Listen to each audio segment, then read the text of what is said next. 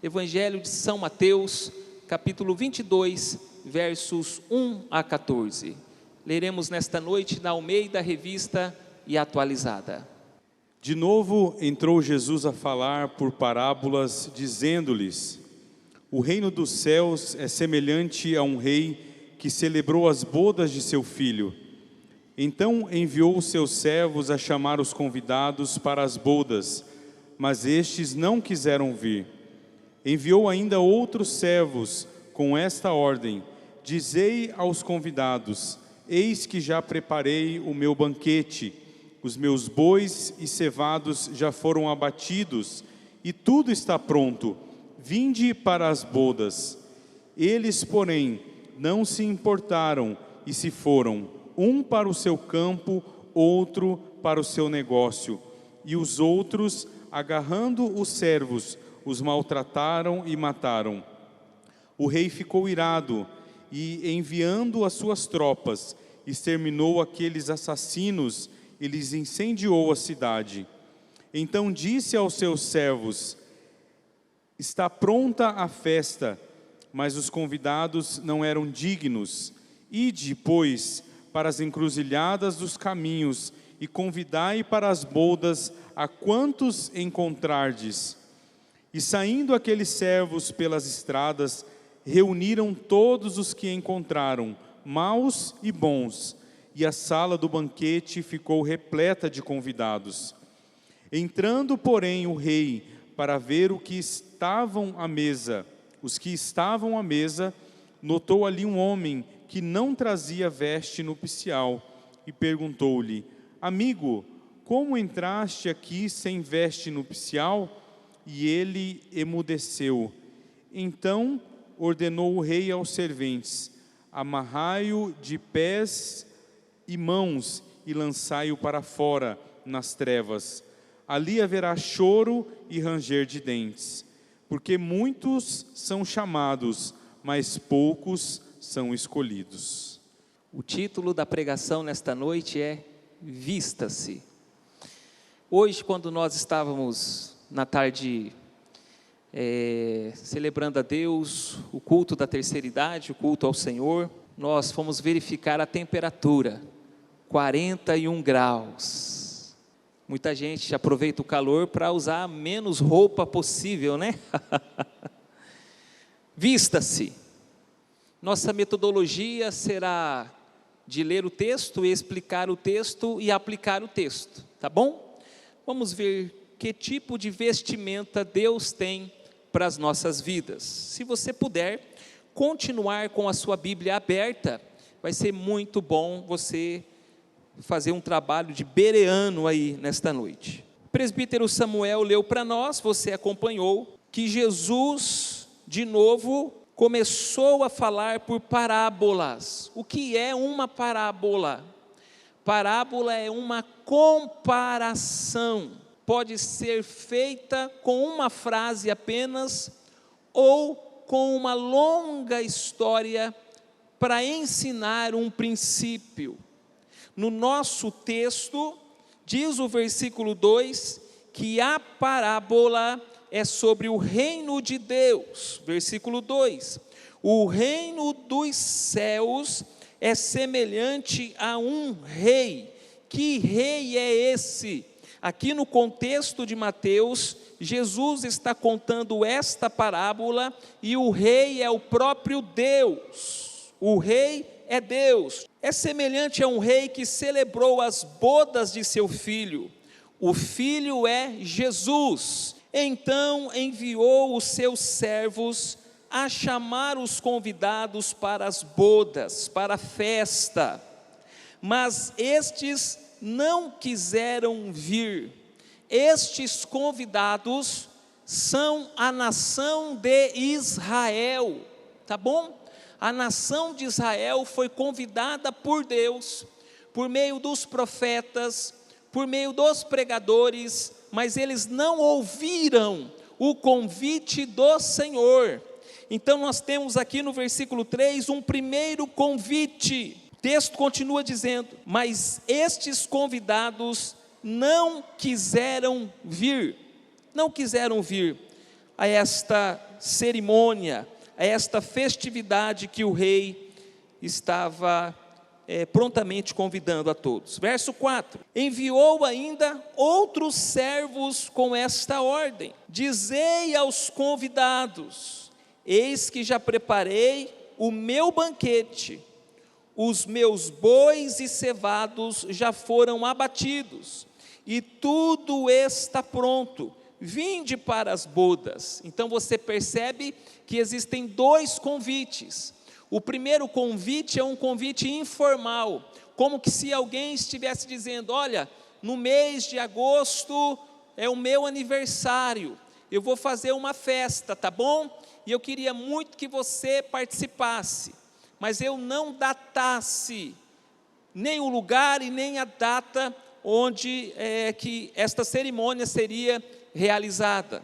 Agora, no segundo momento, no versículo que a gente acabou de ler, é o convite oficial, é o convite definitivo, é o convite mostrando o lugar onde vai ser, o horário onde vai ser realizada esta festa. Quem está entendendo, diga graças a Deus. Dois convites foram feitos, uma resposta já foi dada, agora vem outra resposta no versículo de número 5.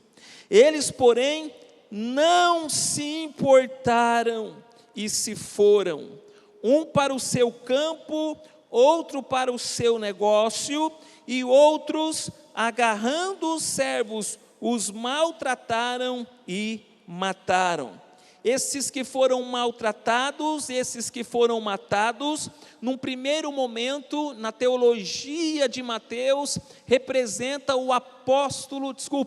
profeta João, mas também representa todos os profetas que foram perseguidos, que foram humilhados, escarneados, porque anunciaram a verdade de Deus, como o próprio Jeremias, como o próprio Ezequiel, como o próprio Isaías, além dos profetas menores.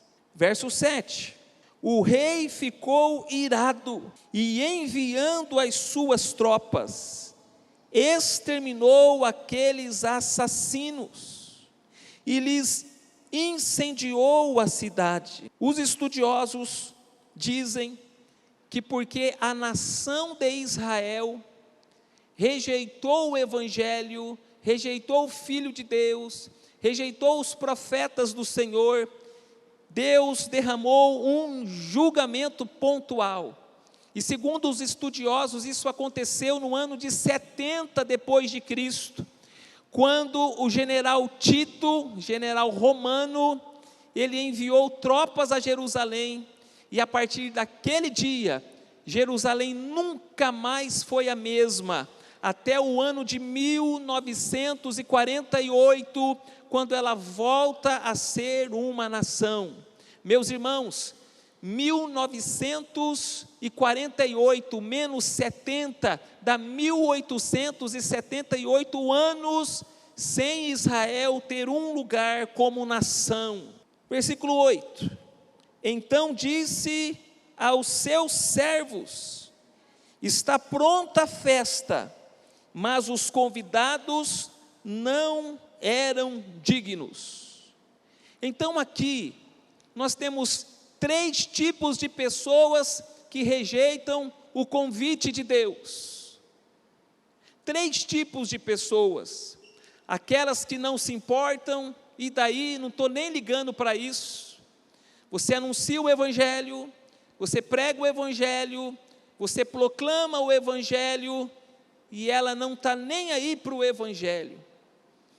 Segundo tipo de pessoa que rejeita o Evangelho, a pregação do Evangelho, é aquela pessoa que faz do Evangelho um escárnio, e se for possível, quer proibir o Evangelho de ser anunciado. Não pode mais anunciar o Evangelho na escola, não pode mais falar do Evangelho no local de trabalho, nos lugares públicos. Vamos tirar as cruzes, porque remete à cruz de Cristo, porque lembra o Evangelho. Esse tipo de gente assim. E agora, qual é a posição do rei? Versículo 9, o rei diz: ide, pois, para as encruzilhadas dos caminhos, e convidai para as bodas a quantos encontrares. Um outro convite agora. E saindo aqueles servos pelas estradas, reuniram todos os que encontraram, maus e bons, e a sala do banquete ficou repleta de convidados. Me permitam, nem sempre a interpretação parabólica permite isso, mas me permita destacar um detalhe aqui no texto. Diz o versículo 9, que eles saíram para as encruzilhadas dos caminhos, procurando pessoas. E eu estava lembrando, irmãos, da igreja que o Senhor me deu para pastorear, me responsabilizou para pastorear. E eu comecei nestes 10 anos lembrar da história de alguns de nós aqui. Em que caminho Deus nos encontrou? Em que caminho nós estávamos quando o Senhor nos abraçou, quando o Senhor nos convidou? E eu fui lembrando que tinha muita gente na sarjeta que estava dependente do álcool, caída no alcoolismo. E eu fui lembrando que algumas pessoas estavam dependentes das drogas, outras pessoas estavam viciadas no sexo, outras pessoas com atos tão tenebrosos, outras pessoas com a vida de mal a pior, casamentos destruídos, filhos destruídos. Mas quando Jesus alcançou você nesse caminho, Ele transformou a sua vida, Ele mudou a sua vida, e agora você é uma nova criatura em Cristo Jesus, pelo poder do Evangelho de Deus. É isso que o Evangelho faz.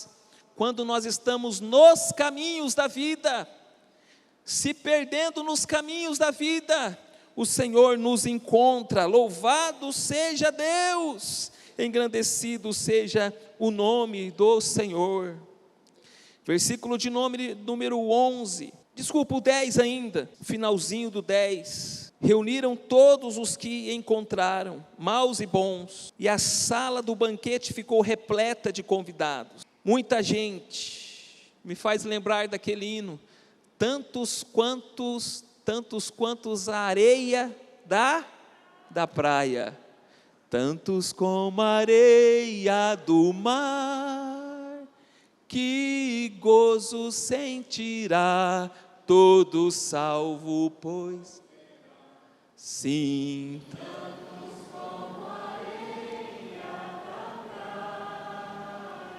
Um dia todo um povo de Deus se reunirá, gente de todas as línguas, povos, tribos e nações, e nós estaremos nas bodas do Cordeiro, meus irmãos. Meu querido irmão, minha querida irmã, eu sei que muita gente passa por luta grande, muitos desafios, grandes tentações, mas não desista. Nós somos chamados para perseverar e para participar de uma grande festa que vai acontecer no céu, aleluia. Versículo 11, entrando porém o rei para ver os que estavam à mesa, existiam 2 salas, segundo os estudiosos, uma sala onde a pessoa chegava e se arrumava, depois ele entrava para o salão principal.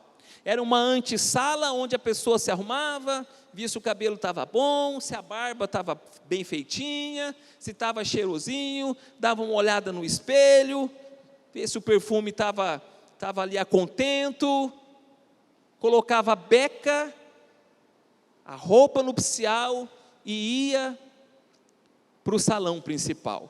O rei estava no salão principal, no lugar onde o banquete era servido. E diz o texto para nós, que de repente, ele notou ali um homem que não trazia o quê? Veste nupcial. Aqui está o tema do nosso sermão. Vista-se.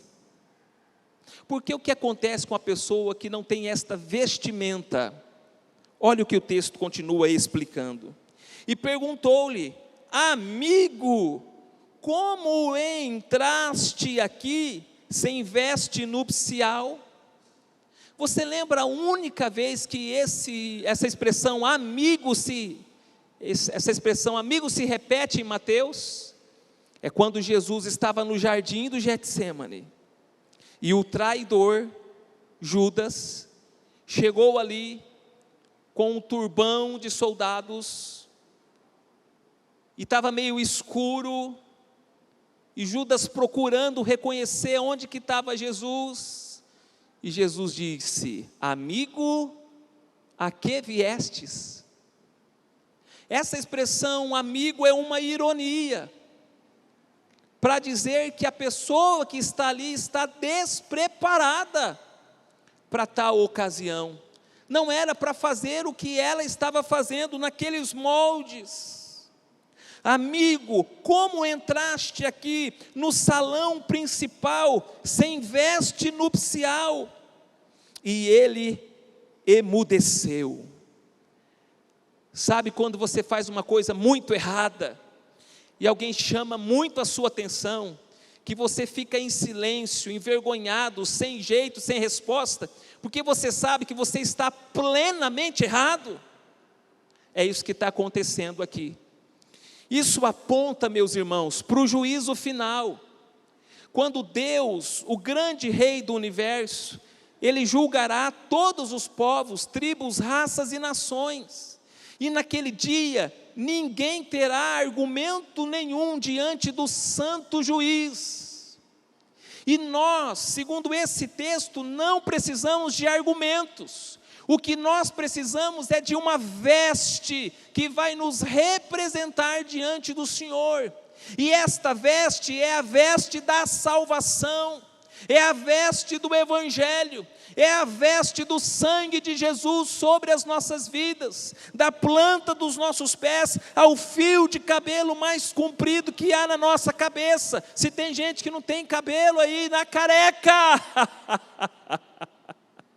Mas você precisa estar vestido com a salvação graciosa de Deus. Você precisa estar vestido com a armadura de Deus, que é o próprio Cristo. Você precisa estar vestido com o sangue de Jesus Cristo, que te purifica de todo o pecado. Na porta do céu, o Senhor vai estar lá. Você está bem vestido? Entra aí, menino. Está vestido com a roupa do Evangelho. Está bem vestida aí, dona? Está com o sangue de Jesus sobre a sua... Por favor, entra. Entra. Aquela expressão que apareceu no versículo de número 8, então disse aos seus servos: está pronta a festa, mas os convidados não eram dignos. Essa palavra digno, ela lembra justiça própria. Pessoas que querem trilhar o caminho da salvação pelos seus próprios méritos. Pessoas que querem trilhar o caminho da salvação segundo o seu próprio pensamento. Pessoas que querem chegar ao céu como aqueles que eram de Babel lá no início de Gênesis, com as suas próprias forças, construindo um jeito de chegar até o céu. Mas gente assim não vai entrar na grande festa. Gente assim não está trilhando o caminho de Deus. O caminho de Deus para a salvação, o caminho de Deus para a eternidade é Jesus Cristo. Por isso ele diz aquele versículo solene: eu sou o caminho, a verdade e a vida. Ninguém vem ao Pai a não ser por mim. Quantos já estão andando nesse caminho? Levanta a mão e diga glória a Deus. Que texto lindo. O que acontece com quem está andando peladão por causa do calor do inferno? Versículo 13. Então ordenou o rei aos serventes: amarrai-o de pés e mãos e lançai-o para fora nas trevas. Trevas na Bíblia é um sentido de julgamento e de sofrimento. Versículo de número 13 ainda diz: ali haverá choro e ranger de dentes. Não basta ser um lugar de escuridão, de trevas profundas, mas também um lugar de choro, de ranger de dentes, um sofrimento profundo. Deus não tem isso para você, Deus não quer isso para a sua vida. E nós estamos aqui mais uma vez relembrando o evangelho da graça de Deus.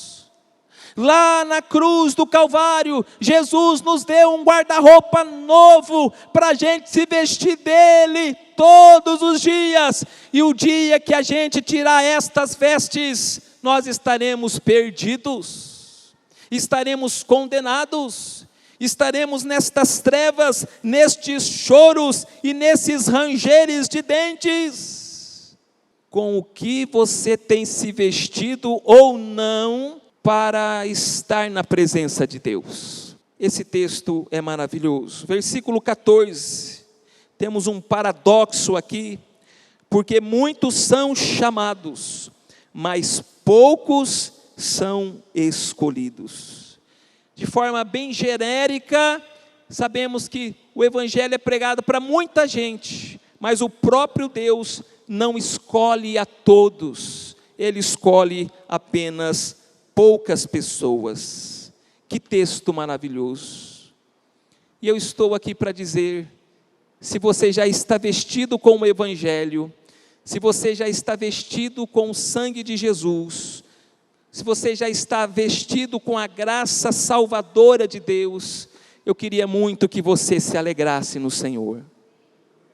Se você já foi ao alfaiate, o grande Jesus Cristo, disse: a minha roupa não é uma roupa adequada, a minha roupa não é a roupa que passa pela porta do salão de festas, o meu traje é indecente para mim entrar naquele lugar maravilhoso, naquele lugar santo, naquele lugar glorioso. Que roupa eu coloco, alfaiate Jesus? Então o Senhor Jesus coloca uma roupa de salvação sobre as nossas vidas. Você já entregou sua vida para Jesus? Você já foi vestido com esta salvação? Você já usa estas vestes? Quem já está vestido assim, diga graças a Deus.